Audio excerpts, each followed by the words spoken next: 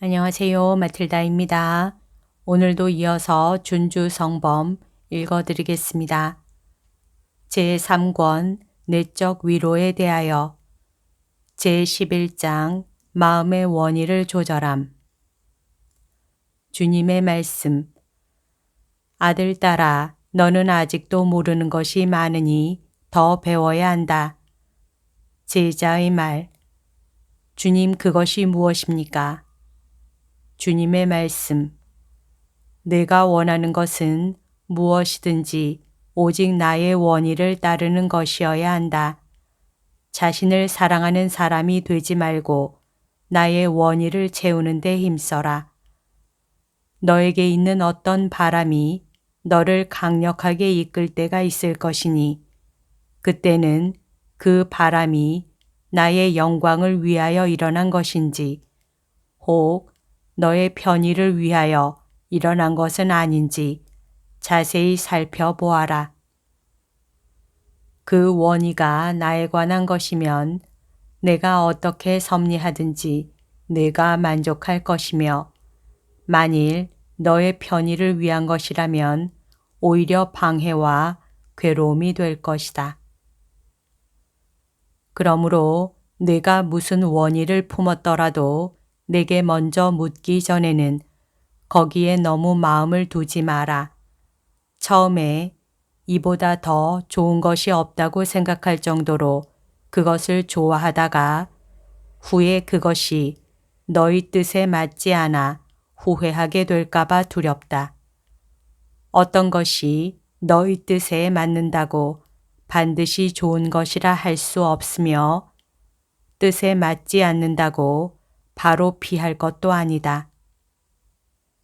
좋은 일을 연구하는 데 있어서나 좋은 원의에 있어서나 적절한 때에 적절하게 제재하는 것이 좋다.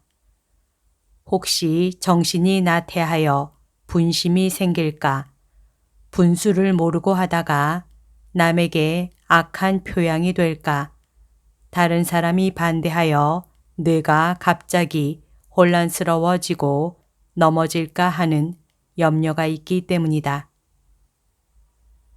때로는 육정을 누르고 좋은 것이든 좋지 않은 것이든 강제로라도 육정을 이성에 굴복시키는 일에 힘써야 한다. 모든 면에서 육정이 이성에 굴복할 때까지 사소한 것에 만족할 줄 알고 순박한 것을 즐겨라. 또한 자신에게 맞지 않는 것이 있다고 원망하지 않을 때까지 자신을 채찍질하고 종과 같이 다스려야 한다. 제12장 사욕과 싸우며 인내심을 키움. 제자의 말. 주 하느님, 이 세상을 살아나가는 데는 곤란한 일이 많이 생긴다는 것을 깨달음으로써 저에게 가장 필요한 것이 인내의 덕임을 알게 되었습니다. 제가 아무리 애를 써서 평화로이 지내려 해도 싸움과 괴로움이 없는 생활은 있을 수가 없는 것 같습니다. 주님의 말씀. 아들딸아, 과연 그렇다. 내가 너에게 원하는 것은 시련도 곤란함도 없는 그런 평화가 아니다. 오히려 내가 많은 괴로움을 겪으면서 단련하여 곤란한 일을 겪을 때도 평화를 잃지 않는 것을 원한다. 내가 현실의 그 많은 괴로움을 참을 수 없다면 어떻게 연옥의 불을 참겠느냐? 두 가지 재앙 중에서 그보다 가벼운 것을 선택해야 할 것이다. 그러므로 장래에 영원한 벌을 면하려거든 하느님을 위하여 현세의 여러 가지 괴로움을 의연하게 참는 법을 배워라. 세속 사람들에게는 괴로움이 없다고 생각하느냐? 아무리 호화롭게 사는 사람이라도 괴로움을 겪게 마련이다. 그럼에도 그들은 여러 가지 쾌락을 즐기면서 자기 뜻대로 무엇이든지 할 수 있으니 삶의 고통이 있다 해도 괜찮다고 말하고 싶을 것이다. 그렇다고 하자. 또 그 사람들이 원하는 것을 다 얻는다고 하자. 그것이 얼마나 지속될 것이라고 생각하느냐? 주님의 원수들은 초원의 화사함처럼 사라지리라.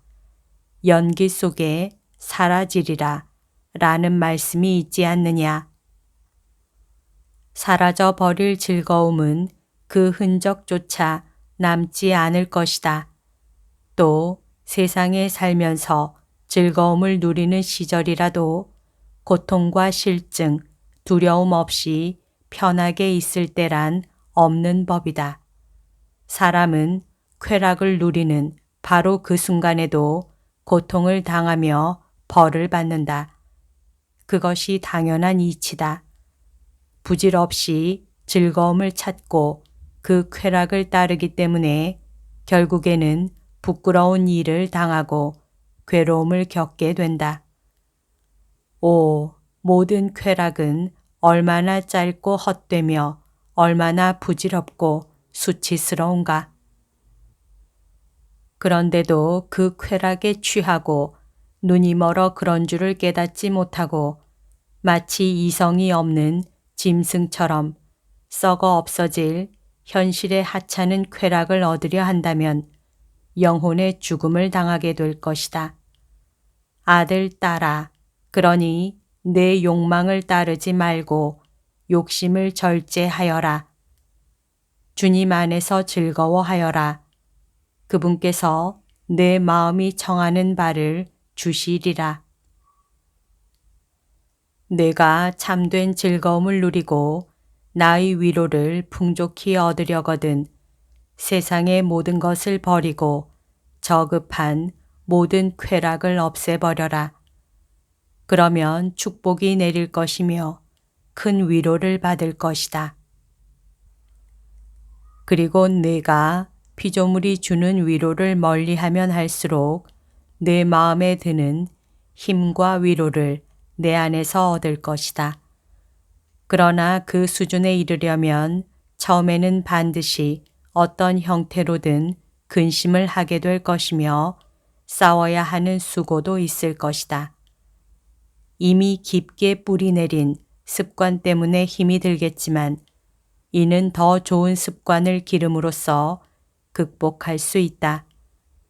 비록 육체는 이를 싫어하겠지만 영적 노력으로 육정을 제어할 수 있다. 마귀가 너를 충동하여 괴롭히겠지만 기도함으로써 마귀를 물리치고 부지런히 유익한 일을 함으로써 마귀의 공격을 막아야 할 것이다.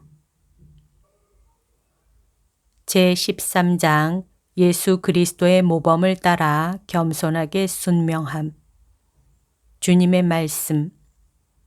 아들, 딸아, 순명을 피하는 것은 은총을 피하는 것이다. 또 사사로운 것을 가지려는 사람은 공동의 선을 잃어버린다. 제 으뜸인 머리에 순명하지 않는다는 것은 그의 육체가 정신에 완전히 순종하지 않는다는 증거이며 빈번하게 반항하고 거스르고 있다는 징표다.